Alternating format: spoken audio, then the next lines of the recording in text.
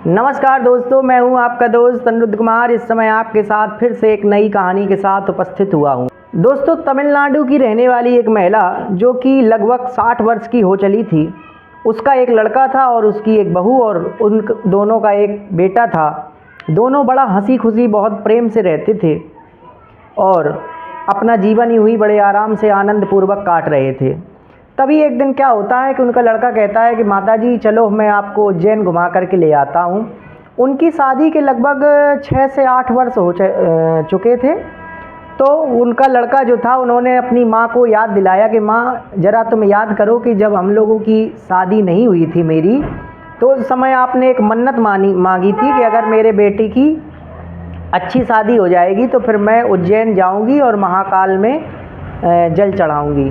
तो उसकी माँ को याद आया, बोले हाँ बेटा तुम सही कह रहे हो, मैंने इस तरीके की एक मन्नत तो मांगी थी और अब मुझे लगता है कि मुझे उस मन्नत को पूरा करना चाहिए। तो उसने कहा कि ठीक है माँ जी, मैं आपका टिकट बुक करा देता हूँ और हम सब लोग अपने पूरे परिवार के साथ वहाँ पर चलेंगे और आप भी चलिए और आप उस मन्नत को पूरा करिए। तो उसकी माँ तैयार हो जाती है कि हाँ बेटा ले चलो मुझे, और मैं तो बेसहारा हूँ और मेरा कोई है नहीं, अब मैं अकेले जा नहीं सकती क्योंकि मेरी उम्र इतनी ज़्यादा है, तो मेरी मन्नत पूरी करवा दो। तो वो लड़का, बहू और उसका बेटा चारों लोग अपना रिजर्वेशन कराते हैं ट्रेन का और सीधे आते हैं उज्जैन के महाकाल मंदिर।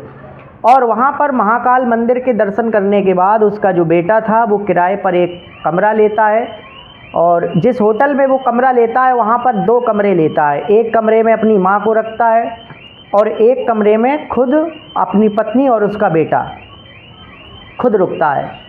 रात में अचानक उस व्यक्ति का बेटा जिद करने लगा कि पिताजी मैं तो दादी के साथ सोऊंगा, मैं यहाँ पर नहीं सोऊंगा।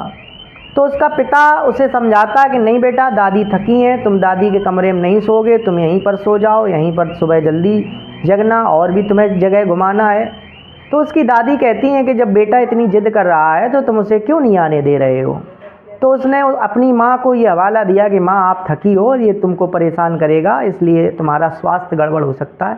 तो उसकी माँ को भी लगा कि हो सकता है, तो फिर जा कर के वो अपने कमरे में सो जाती है और वो तीनों लोग अपने कमरे में जा कर के सो जाते हैं।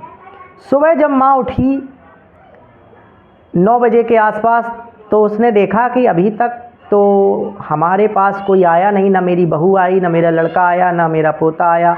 आज इन लोगों का क्या प्लान है, आज ये लोग कहाँ जाना चाहते हैं, क्या इसी कमरे में इन्हें रुकना है। तो ऐसा पता लगाने के लिए वो बाहर निकलती है तो ये देखती है कि जिसमें उसके लड़के, बहू और बेटे थे उसमें ताला लगा हुआ है, उसमें कोई है नहीं।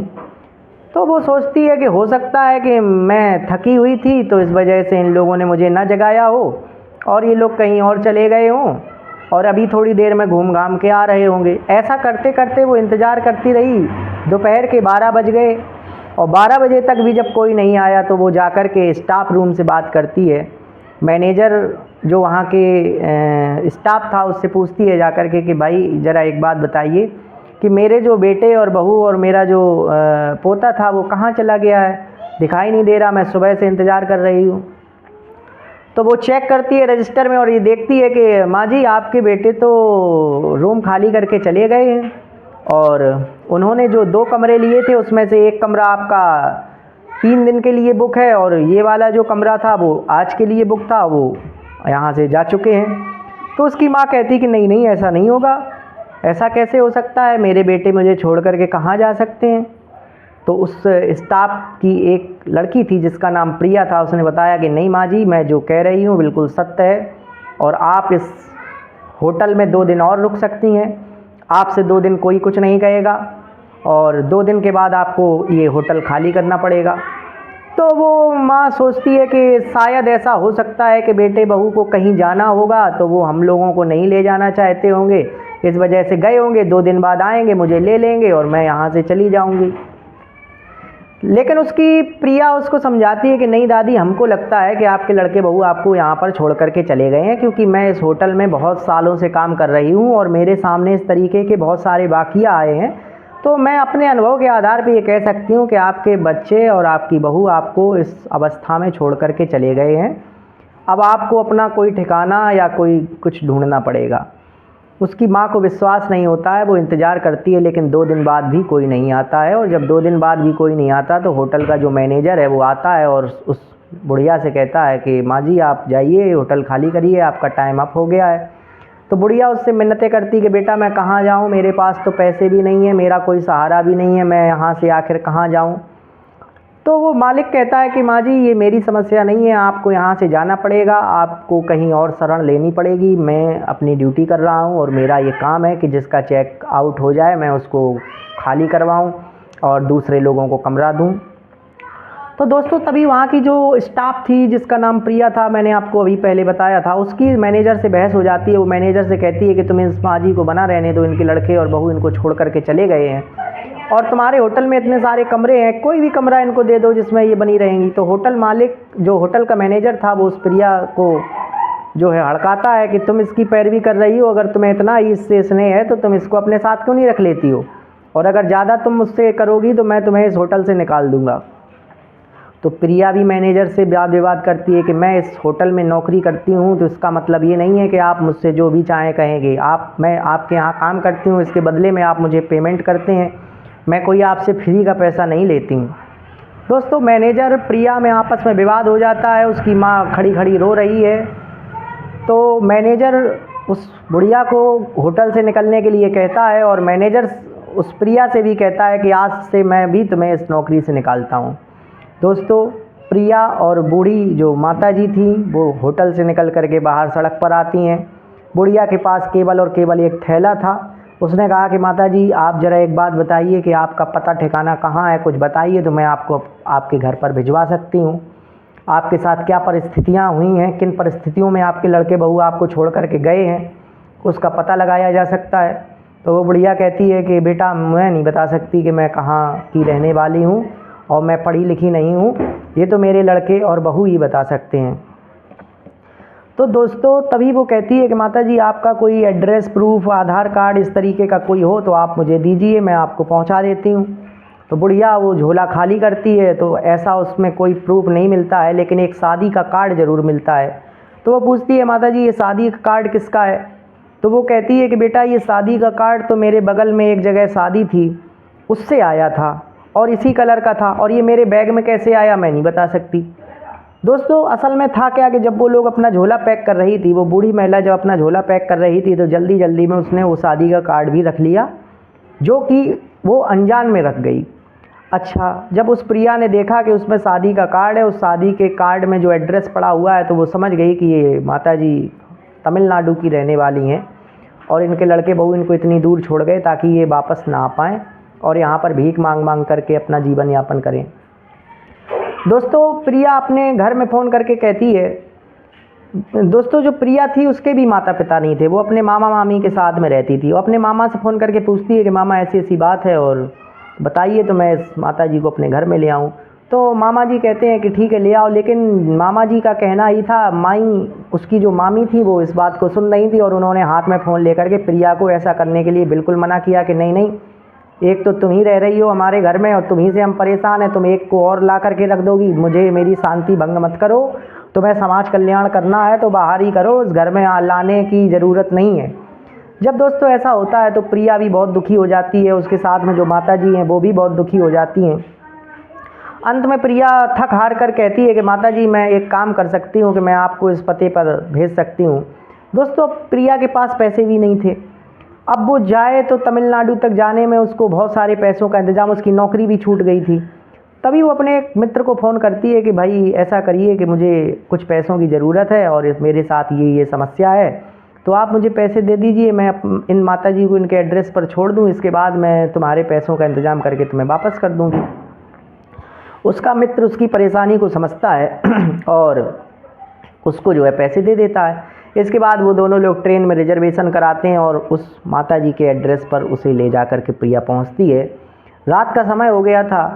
जैसे ही वो बाहर खड़े थे, अंदर उन्हें अपने लड़के बहू की बात करने की आवाज़ सुनाई दी। तो उन्होंने ये देखा, उस बुढ़िया ने ये देखा कि उसके लड़के बहू तो बड़ा खुश हैं, जैसा कि वो समझ रही थी कि मेरे लड़के बहू पता नहीं किस हाल में होंगे, बहुत दुखी होंगे, मुझे याद कर रहे होंगे, पता नहीं उनके साथ क्या हुआ होगा। जब उसने इस तरीके की एक्टिविटी देखी तो उसके आश्चर्य का ठिकाना न रहा, क्योंकि उन लोगों ने उसे कभी महसूस नहीं होने दिया था कि वो उससे परेशान है और उसके साथ ऐसी घटना कर सकते हैं। तो जब उसने ऐसा सुना कि वो अवाक रह गई, दंग रह गई, और उसका इतना दुख हुआ, क्योंकि दोस्तों उसकी जितनी भी प्रॉपर्टीज़ थी वो सब उस बुढ़िया के नाम थी, और वो लोग ये चाहते थे कि हम इस बुढ़िया को कहीं छोड़ आएँ, तो और इतनी दूर छोड़ आएँ कि फिर ये आ ही ना पाए, और हम यहाँ पर समाज के लोगों को बता दें कि बुढ़िया मर गई है, और बुढ़िया के मरने के बाद उसकी सारी प्रॉपर्टी अपने नाम करा लें, और जो है हम लोग आराम से यहाँ पर रहने लगें, और ये जो बुढ़िया है इनको कैसे भी करके घर से बाहर निकाल दिया जाए। दोस्तों जब उस बुढ़िया ने ऐसा सुना तो बड़ा दुखी हुई, और उसने पास में ही एक जगह कमरा लिया, और प्रिया और वो दोनों लोग एक साथ रहने लगे और विचार करने लगे कि अब हम करें तो करें क्या। बुढ़िया कहती है कि प्रिया ज़रा एक काम करो, तुम मुझे पुलिस थाने ले चलो, और मैं पुलिस थाने जा कर के इनके खिलाफ़ कंप्लेन कराऊंगी और इनको मैं अपने घर से बेदखल करूंगी। प्रिया कहती है कि माताजी ऐसा करने से आपको कोई समस्या? बोली नहीं बेटा, मैं अब पुत्र का मोह त्याग करके अब ये मेरा पुत्र नहीं है, क्योंकि ये अगर मेरा पुत्र होता तो मुझे छोड़ करके नहीं आता। तो इसके बाद वो जाती है पुलिस कंप्लेन कराने, पुलिस से कहती है कि मेरे साथ ये घटना हुई है, मेरे लड़का बहू मुझे छोड़ करके भाग गए हैं और मैं बेसहारा, अगर ये प्रिया ना होती तो मैं अपने घर भी नहीं आ पाती, होटल के मालिक ने भी मुझे निकाल दिया था, मैं केवल भीख मांगने के लिए बची थी। लड़के बहू मुझे मरा सिद्ध करके मेरी संपत्ति को हड़पना चाहते हैं। जब पुलिस ने ये बात सुनी तो पुलिस माताजी के साथ गई, और जब माताजी के साथ गई तो वहाँ देखा कि एक शोक सभा चल रही थी, और उस शोक सभा में वो लड़का बहू उसके ये बता रहे थे कि हमारे माताजी हमारे साथ गई थी, उनका रास्ते में निधन हो गया, उनकी रास्ते में मृत्यु हो गई, हमने वहाँ पर उनको जो है अंतिम संस्कार कर दिया, क्योंकि दूरी बहुत ज़्यादा थी इस वजह से हम उनको यहाँ तक नहीं ला पाए। और घड़ियाली आंसू बहा रहे थे, लोगों से मिल रहे थे, और जैसे ही वो महिला पुलिस को लेकर के अंदर पहुंची तो सब लोग दंग रह गए। उन्होंने उस महिला को जिंदा देखा तो उनके आश्चर्य का ठिकाना न रहा। लड़के बहू ने जब देखा कि अरे आप यहाँ कैसे आ गई, तो उन्होंने कहा कि मैं जो है यहाँ जैसे आ गई हूँ ये मैं ही जानती हूँ, और तुम लोग जो मेरे साथ चाल चल रहे थे मुझे सब पता चल गया, मैंने सब कुछ सुन लिया है। और पुलिस से कहती है कि इनको तुरंत के तुरंत मेरे घर से बाहर निकालो, ये लोग मेरा झूठा मृत्यु प्रमाण पत्र बनवाकर मेरी संपत्ति को हड़पना चाहते थे, और मैं अब इन्हें किसी भी कीमत पे अपने घर में नहीं रखना चाहती हूँ। दोस्तों ऐसा कह कर के वो जो महिला थी पुलिस के द्वारा अपने लड़का बहू को घर से बाहर निकाल दिया। उसके लड़के बहू रोते रहे, मिन्नतें करते रहे, उसके जो रिश्तेदार थे उन्होंने भी उस लड़के बहू को बहुत भला बुरा कहा, और उन्हें अपनी गलती का एहसास हुआ, लेकिन बहुत देर हो चुकी थी। पहली बात तो उन्हें ऐसा करना ही नहीं चाहिए था। उस माँ ने उन दोनों को बाहर निकाल दिया, और उनके साथ जो प्रिया थी उस प्रिया को अपने साथ रख लिया, और कहा कि बेटी तुमने मेरे साथ जो किया है वास्तव में एक तुमने अपनी नौकरी भी गंवाई, तुमने अपने मामा मामी की भी बातें सही, लेकिन तुमने मेरा साथ नहीं छोड़ा, और अगर तुम मेरा साथ छोड़ देती तो मैं आज कहाँ होती ये मैं ही जानती हूँ। दोस्तों इसके बाद उन्होंने अपने प्रिया को अपने घर में रख लिया, अपने लड़के बहू को बाहर निकाल दिया, और प्रिया उनके साथ रहने लगी, उनकी देखभाल करने लगी। थोड़े समय बाद उन्होंने एक अच्छा लड़का देख करके प्रिया की शादी कर दी। अब प्रिया और वो महिला और उस प्रिया का पति एक ही परिवार के सदस्य हैं, दोनों माता पिता की माँ की सेवा करते हैं, और माँ भी उन्हें अपनी बेटी जैसा ही मानती है। तो दोस्तों कभी कभी सच्चे रिश्तों से ज़्यादा पराये रिश्ते हमारे अपने हो जाते हैं, और मैं आशा उम्मीद करता हूँ कि ये जो कहानियाँ हैं ये समाज का ही एक हिस्सा हैं, ये आपको बहुत कुछ सिखा जाती हैं। तो आपको कहानी कैसी लगी कमेंट बॉक्स में ज़रूर बताएं। दिल की गहराइयों से आपका बहुत बहुत धन्यवाद। नमस्कार।